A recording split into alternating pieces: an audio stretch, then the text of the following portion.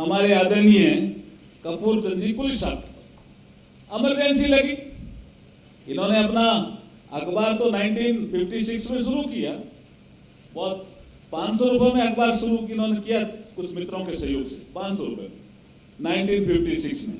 आज कितना बड़ा राजस्थान पत्रिका समूह बन गया। लेकिन इमरजेंसी लगी, तो कुछ पत्रकार जिन्होंने इंट्रोस्पेक्शन नहीं किया वो परेशान भी हुए। किन्होंने देखा भी ऐसा कैसा शासन आ गया। लेकिन इन्होंने क्या किया, पुलिस जी, इनके पास शायद मुझे पूरा ध्यान है तो महिंद्रा जीप होती थी। महिंद्रा जीप के माध्यम से गांव गांव जाने लगे। उन्होंने कहा गांव जाने के लिए तो कोई नहीं रोकेगा।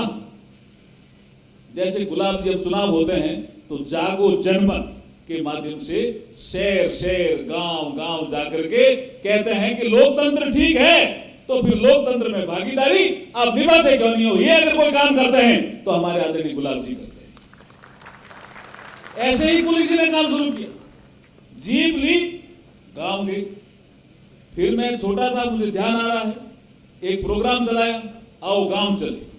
अब आओ गांव चले में क्या कि गांव का जिक्र, उस गांव में कितने प्रशासनिक अधिकारी हैं, कितने सेना में, कितने डॉक्टर हैं, कितने नर्स हैं, कितने मास्टर हैं और कितने तालाब की रखवाली कर रहे हैं, कितने लोग पक्षियों को दाना डालते हैं, कितने लोग स्कूल की व्यवस्था देखते हैं, सारा गांव का चित्रण आता था। तो उस गांव का आदमी तो आओ गांव चले के स्तंभ को तो पढ़ता ही था। मुझे अभी भी याद है, मेरे गांव में जब वो आया आओ गांव चले तो मुझे पढ़ा, मुझे लगा कि पत्रिका ये भी काम करता है। आओ गांव चले छोटा काम नहीं था जी, लेकिन गांव गांव घूमने का काम किसने किया इमरजेंसी के दौरान?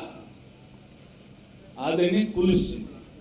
और फिर एक योजना बनी आओ गांव चले, और वो पत्रिका छापता था उस गांव की पूरी पृष्ठभूमि कि ये गांव कब बसा, कौन सा तालाब है, कितनी जातियां के लोग रहते हैं, गांव की खासियत क्या है। तो गांव का आदमी उस पृष्ठ को, स्तंभ को पढ़ करके अपने आप को जोड़ लेता था और पत्रिका सेतु बन जाता था उस गांव के लिए। यही बात गुलाब जी ने कही। आपके समझ में आई क्या?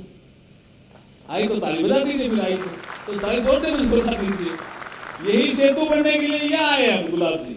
मैं चुनाव लड़ रहा था, मुझे ध्यान है अच्छी तरह से कि एक प्रोग्राम चलाया इन्होंने कि एक मेंबर ऑफ पार्लियामेंट जो चुनाव लड़ता है, सब जगह चलाए, 543 सीटें सब जगह, उसका घोषणा पत्र क्या होना चाहिए। अब वैसे तो ये राजनीतिक दलों का काम है, लेकिन आपने एक प्रोग्राम चलाया कि जाइए जनता के बीच में, उनका घोषणा पत्र क्या है, जो एमपी जीते वो उस घोषणा को पूरा करेगा नहीं करा, ऐसी मॉनिटरिंग भी करो।